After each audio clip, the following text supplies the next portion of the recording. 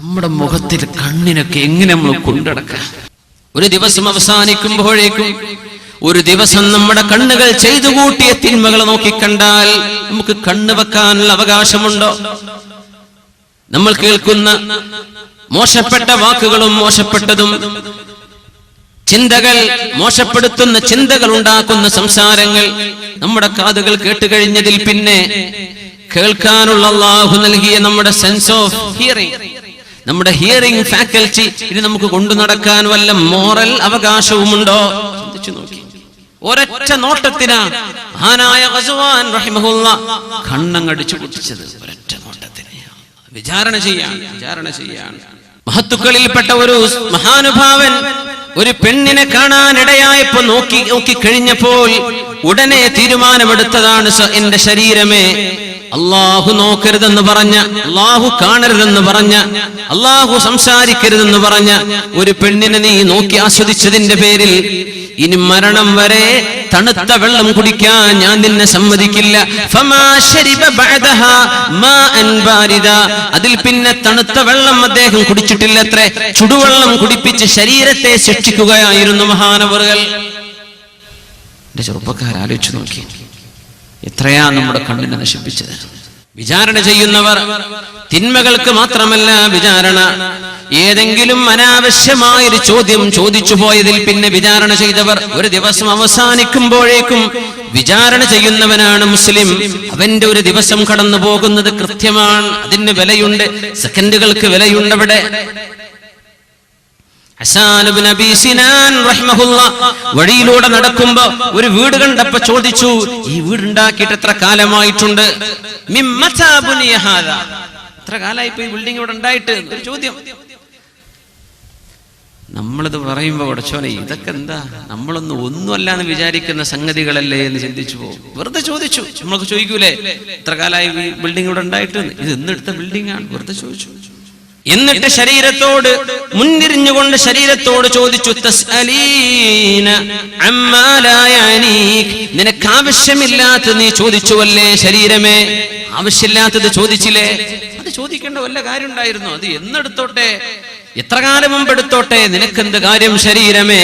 നീ ആ ചോദിച്ചത് വെറുതെയാണല്ലോ, നിനക്കെന്ത് ഉപകാരം അതുകൊണ്ട്? തസ്അലീന അമ്മാ ലാ യഅനീക് ലൗ ആഖിബന്നകി ബിസൗമി സന, ഇതിന് പകരം നിനക്ക് സുന്നത്ത് നോമ്പ് ഒരു വർഷം മുഴുവനും നീ നോറ്റേ പറ്റൂ എന്ന് ഒരൊറ്റ ചോദ്യത്തിന് പകരം ഒരു വർഷം നോമ്പെടുപ്പിച്ച മഹാനാണ് ഹസ്സാൻ ഇബ്നു അബീ സിനാൻ റഹിമഹുല്ലാ. ഇപ്പൊ എന്താ നമ്മൾ പറയാ? ഇവരൊക്കെയാ വലിയ ഈ ദീനിന്റെ മഹത്തുക്കൾ, ഇവരൊക്കെയാണ് കാണിച്ചു തന്ന ആ മഹാപാതകൾ. നമ്മൾ പറയുന്ന വർത്തമാനത്തിന്റെ ഗൗരവം ഒന്ന് മനസ്സിലാക്കാൻ വേണ്ടി മാത്രം പറയാണ്. വിചാരണ ചെയ്യണം. അനാവശ്യമായി ചോദിച്ചത് പോലും തെറ്റായി പോയല്ലോ. ശിക്ഷയാണ്. എന്താ ശിക്ഷ എന്നറിയോ? ഒരു കൊല്ലം നീ സുന്നത്ത് നോമ്പെടുക്കുക, ഒരു വർഷം. എന്തിന്? ഈ വീട് ഇപ്പൊ എന്നാ ഉണ്ടാക്കിയത് എന്നുള്ള ഒരൊറ്റ ചോദ്യത്തിന്. ഗീബത്ത് പറഞ്ഞതിനല്ല, നമീമത്ത് പറഞ്ഞതല്ല, ഒരാളെ കുറിച്ച് കുറ്റം പറഞ്ഞതല്ല, ഒരൊറ്റ ചോദ്യം. മഹാനായ ത്വൽഹത്ത് റളിയല്ലാഹു അൻഹു പറയുന്നൊരു കഥയുണ്ട്. മഹാന്മാരായ സ്വഹാബികളിൽ ഒരാൾ തന്റെ വസ്ത്രം മുഴുവനും മാറ്റിവെച്ച് അവർത്ത് മാത്രം മറച്ച് മരുഭൂമിയിലെ ചൂടുള്ള മണൽ ഇങ്ങനെ ഉരുണ്ടു മറിയുന്നുണ്ട്.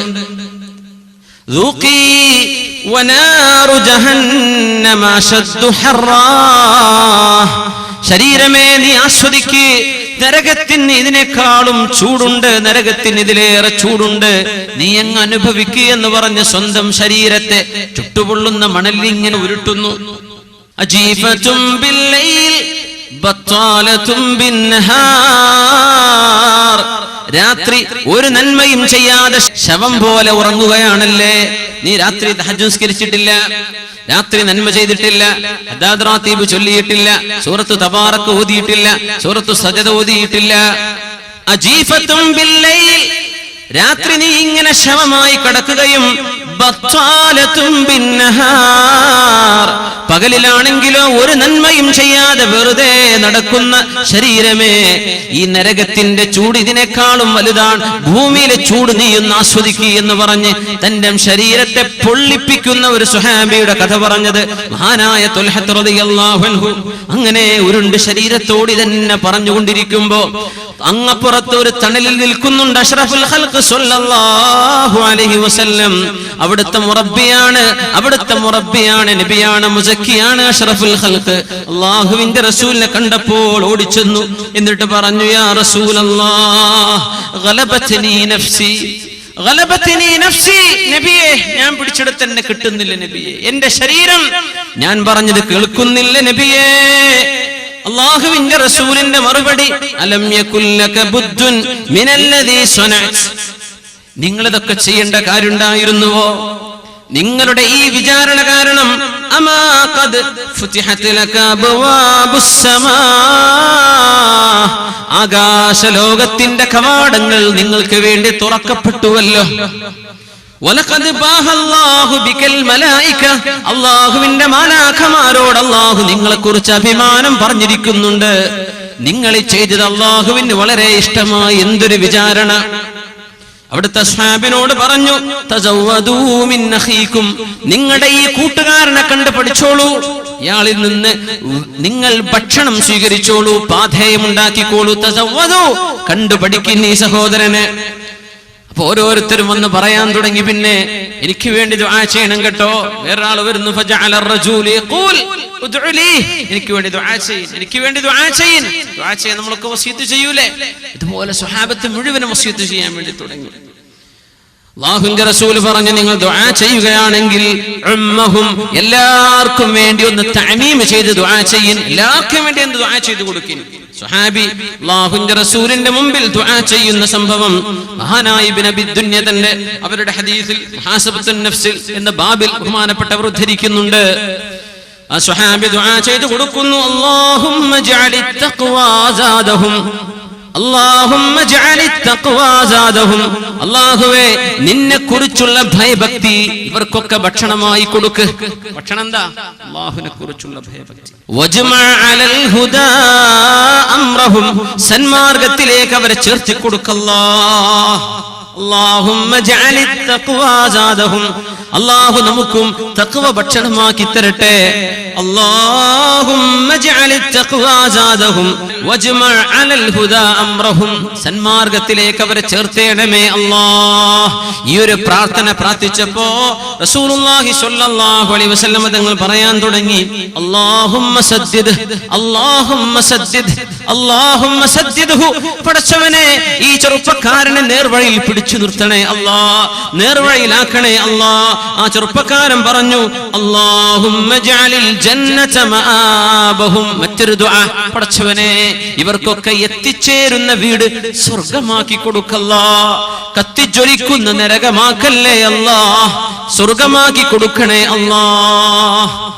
ദുആ ചെയ്തു കൊടുക്കുക, അല്ലാഹുമ്മ ജഅലിൽ ജന്നത മആബഹും.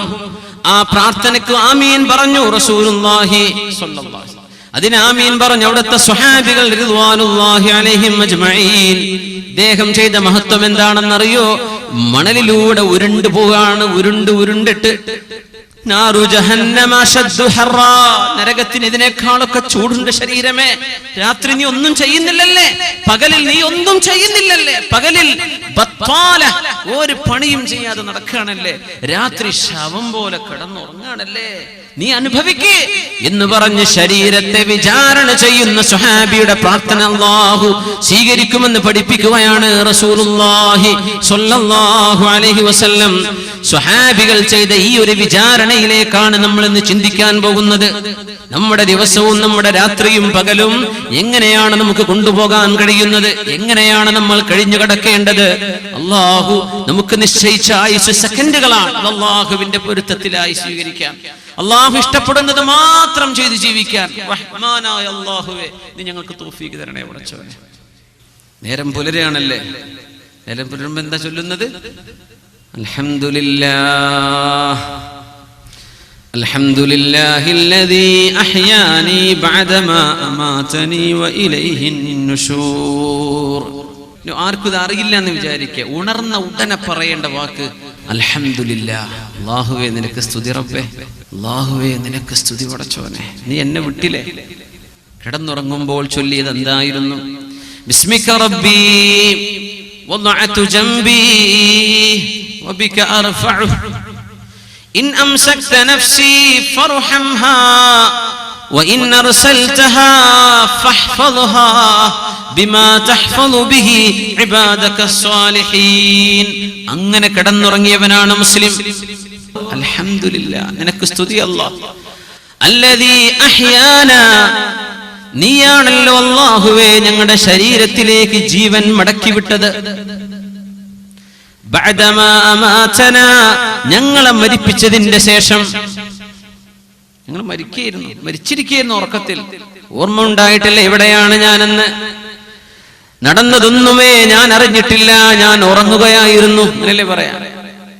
അല്ലാഹുവേ നീ ജീവൻ ഞങ്ങൾക്ക് തിരിച്ചു തന്നല്ലോ. വഇലൈഹിൻ നുശൂർ, ജീവൻ കിട്ടി ഞാൻ രക്ഷപ്പെട്ടു ഓടാൻ പോവല്ല. അവസാനം ഈ ജീവൻ അല്ലാഹു തിരിച്ചെടുക്കുകയും വഇലൈഹിൻ നുശൂർ, അവസാനത്തെ മടക്കം നിന്നിലേക്ക് തന്നെയാണ് റബ്ബേ. നിനക്ക് ജീവൻ തന്നാലും ഞാൻ അഹങ്കരിച്ച് നടക്കല്ല, നീ എന്നെ പിടിക്കും. പക്ഷെ ഇന്ന് നീ എന്നെ വിട്ടെന്നില്ലേ. അൽഹംദുലില്ലാഹ്, അൽഹംദുലില്ലാഹ്, അൽഹംദുലില്ലാഹ് എന്ന് ചൊല്ലാതെ മക്കൾ ഉണരരുത്. ചെറിയ പിഞ്ചു പൈതങ്ങൾ ഉറങ്ങി എണീക്കാൻ, തൊട്ടിൽ നിന്ന് ഉമ്മ എടുക്കുകയാണ് കുഞ്ഞിനെ. ഉമ്മ പറയണം കുഞ്ഞിന് വേണ്ടി അൽഹംദുലില്ലാഹ്.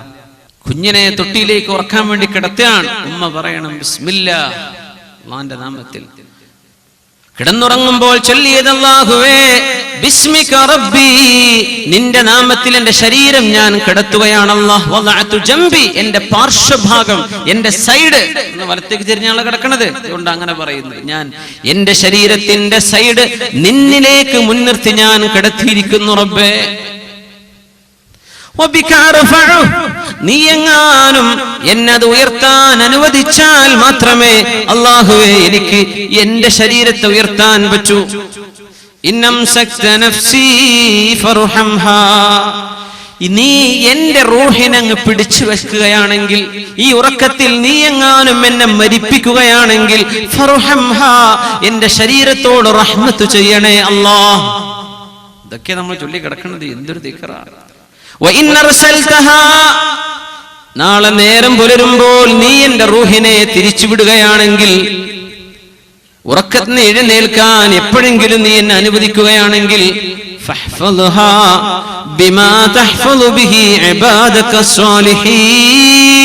നിന്റെ സജ്ജനങ്ങളെ നീ എങ്ങനെയാണോ സൂക്ഷിക്കുന്നത് അങ്ങനെ സൂക്ഷിക്കണേ എന്നെ. നീ നേരം വെളുത്ത് ഞാൻ എഴുന്നേറ്റ് നടന്ന് ചെയ്യുന്നത് നിന്റെ സജ്ജനങ്ങൾ ചെയ്യുന്ന പണിയാക്കി തരണമേ. അങ്ങനെ പറഞ്ഞു കിടന്നതാ. എഴുന്നേൽക്കുമ്പോൾ അൽഹംദുലില്ലാഹ്,